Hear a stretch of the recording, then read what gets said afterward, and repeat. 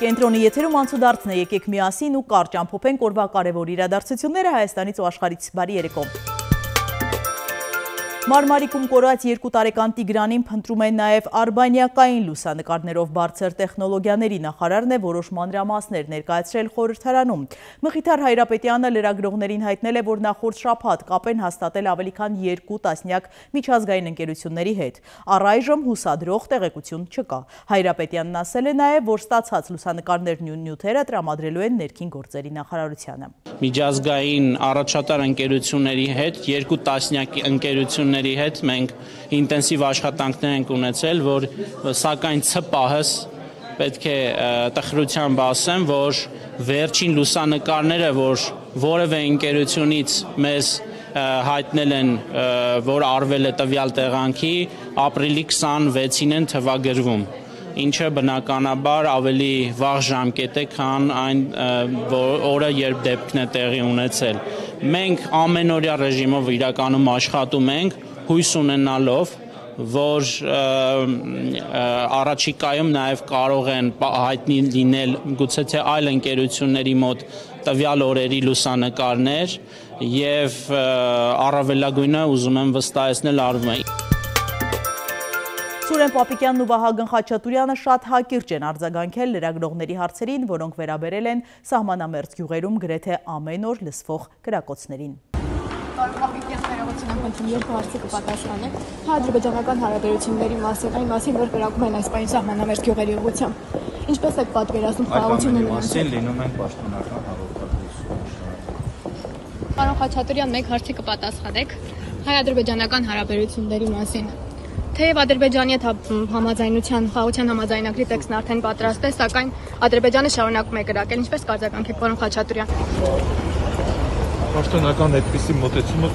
մեր մոտեցումը հայտնում ենք, մենք շարունակում ենք բանակցություններ։ Անգամ այն պայմաններում, որ Ադրբեջանը շարունակում է կրակել գյուղերի ուղղությամբ։ Շարունակում ենք մեր բանակցությունները։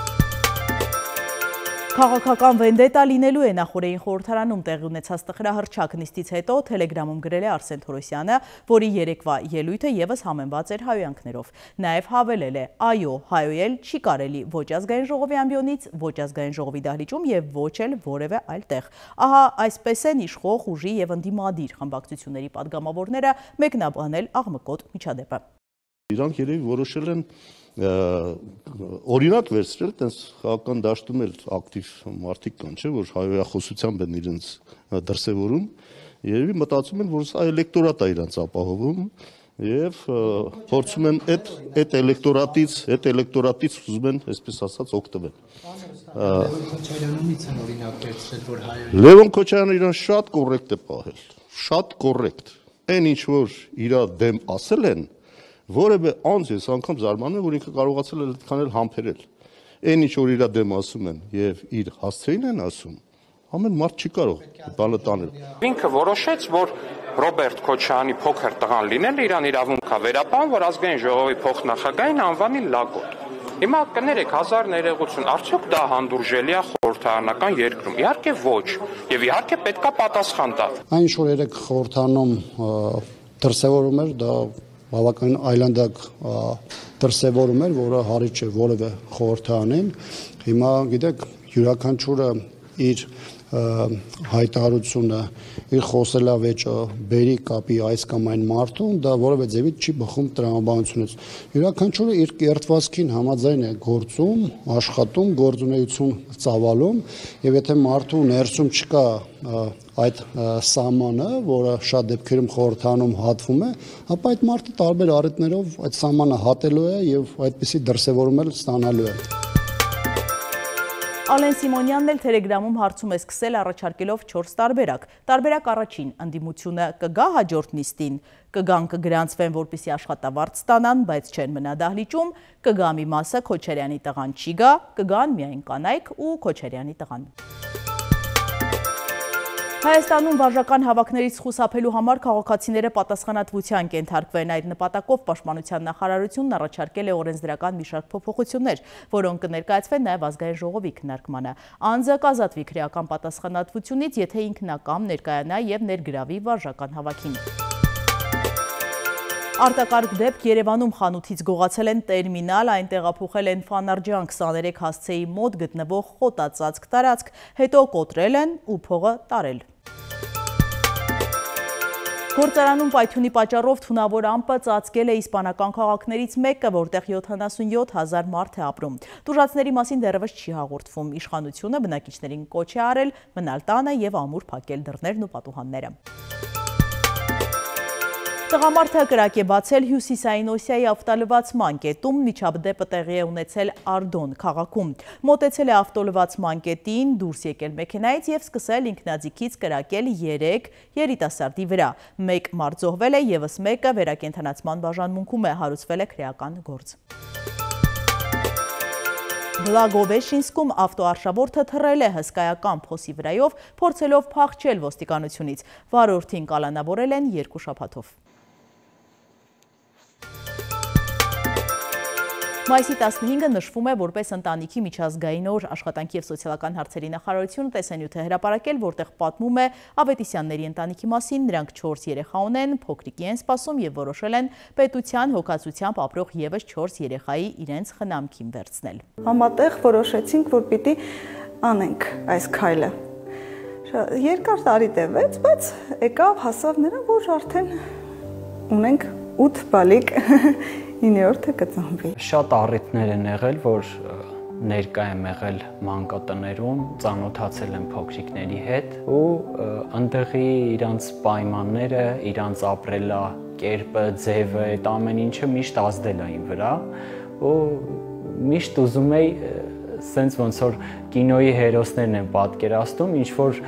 ձևով այս երեխեքին այդ ամեն ինչից հանելու տարբերակներ էի միշտ մտածում։ Առաջարկում է միասին թերթել մամուլի էջերը։ Հրապարակը գրում է, ԿՊ-ում հավատարմության մրցույթ է հայտարարված ընտրություններին ընդառաջ արևիտակ իրենց տեղը գտնելու համար իշխանական պատգամավորներն ընդդիմադիր գործընկերների հասցեին երկրի թիվ 1 ամբիոնից ամենաայլանդակ բառապաշարն են գործածում, նիհույսով, որ Նիկոլ Փաշինյանը կգնահատի իրենց հավատարմությունը, անմնացորդ նվիրվածությունը եւ կընդգրկի ԿՊ-ի 2026 թվականի նախընտրական ցուցակում կամ մի տեղ կտա իշխանական արևիտակ։ Ոտքի են ելել անգամ երբեմնի զուսպ եւ հավասարակշիռ թվացողները, 3 անգամ ԿՊ-ում էին զարմացած նիստ տվարող Հակոբ Արշակյանի խորհրդանքներից ու ելույթի իսկ Արսեն Տորոսյանն Աժամբյոնից ուղակի հայոյան քնչեցրեց։ Ամեն օր անկառավարելի դարձող ԿՊԱ-ական պատգամավորներն ավելի ու ավելի ագրեսիվ եւ անմարդկային վարք են դրսեւորում քաղաքական օպոնենտների հանրության հանդեպ անարգելով պարլամենտական ինստիտուտը 3 ծանր մարտեր էին մղում Ռոբերտ եւ Լևոն Քոչարյանների, ավելի ճիշտ վերջինիս Տվերի դեմ, քանի որ իր աղմուկոտ ելույթին հաջորդած քաշքշուկից հետո ոչ միայն Լևոն Քոչարյանը, այլև մյուս ընդդիմադիրները հեռացան եւ այլևս չվերադարձան դահլիճ։ Բայց դա չխանգարեց ԿՊԱ-ականներին, որ ՀԾԿՀ հաշվետվության քննարկումը նվիրեն Քոչարյանին եւ տհաճ փողոցային լեքսիկոնով ելույթներ ունենան, որոնք քաղաքականությունից եւ քաղաքակրթությունից կիլոմետրերով հեռու են։ Հրապարակում կարդում ենք, 3 հրապարակվեց Արցախի նախագահ Սամվել Շահրամանյանի հրամանագիրը, որով նա անվավեր է ճանաչում 2023 թվականի սեպտեմբերի 26-ին Արցախը լուծարելու մասին հրամանագիրը։ Այս ստորագրվել է հոկտեմբերի 29-ին, որի մասին մենք գրել ենք, սակայն այն ժամանակ ոչ հաստատում էին, ոչ երգում։ Իշխանական շրջանակներ տարածում են, թե դրա հրապարակումով փորձում են սադրել Ադրբեջանին, հրահրել նոր սրացումներ, սակայն հրամանագիրը հրապարակվել է, քանի որ Հայաստանի իրավապահները Արցախի կորստյան փաստի եւ լուծարման փաստաթղթի վրա հիմնվելով գործեր են հարուցել բազմաթիվ համայնքապետերի նկատմամբ, համարելով, որ եթե Արցախը լուծարված է եւ կա հրամանագիր, Դիցուք Ստեփանակերտի քաղաքապետը չէր կարող 2023-ի հոկտեմբեր-դեկտեմբերին տեղեկանք տրամադրել իր քաղաքի բնակիչներին, իսկ համայնքապետարանները ունենալով համայնքապետարանի կնիքը տասնյակ նման տեղեկանքներ են տրամադրել, ասենք մեքենաների վերագնացման եւ այլ նպատակների համար։ Հաստատել են տվյալ Արցախցու Ստեփանակերտի բնակիչ լինելու հանգամանքը։ Հրամանագիրը որոշել են հրապարակել, որպեսզի Արցախի համայնքապետերին հանգիստ թողնեն, պաշտոնական լիազորությունների չարաշահման համար չդատեն։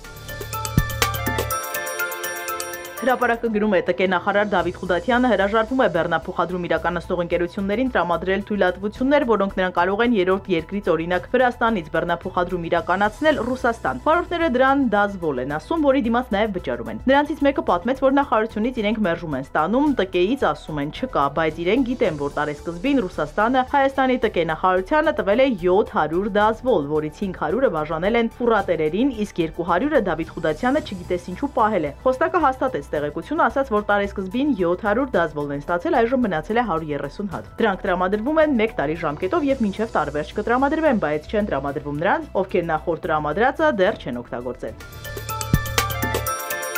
Թրամփին դուր է եկել Կատարի էմիրի պալատը, լավ տուն է, լավ, լրագրողներին ասել է նա ու հավելել, որպես շինարար կարող եմ ասել, որ սա կատարյալ մարմար է։ ՆԱՍԱ-ն տիեզերական երաժշտություն է պատրաստել մահացող աստղի և սև անցքերի ձայներից։ Այս մեթոդը կոչվում է սոնիֆիկացիա, այն օգնում է հետազոտողներին նորովի ուսումնասիրել տիեզերքը, իսկ բոլոր ցանկացողներին լսել, թե ինչպես է հնչում տիեզերքը։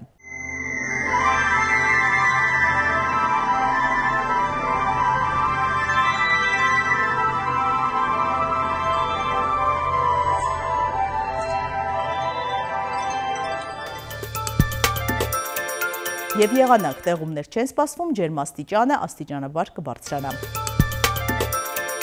Սիրելի հետևորդներ, եկեք կատարենք մի քանի պարզ քայլ մեր YouTube-յան ալիքը զարգացնելու համար, ձեզանից մի քանի վայրկյան է պահանջվելու, հավանում եք այս հաղորդաշարը և բաժանորդագրվում։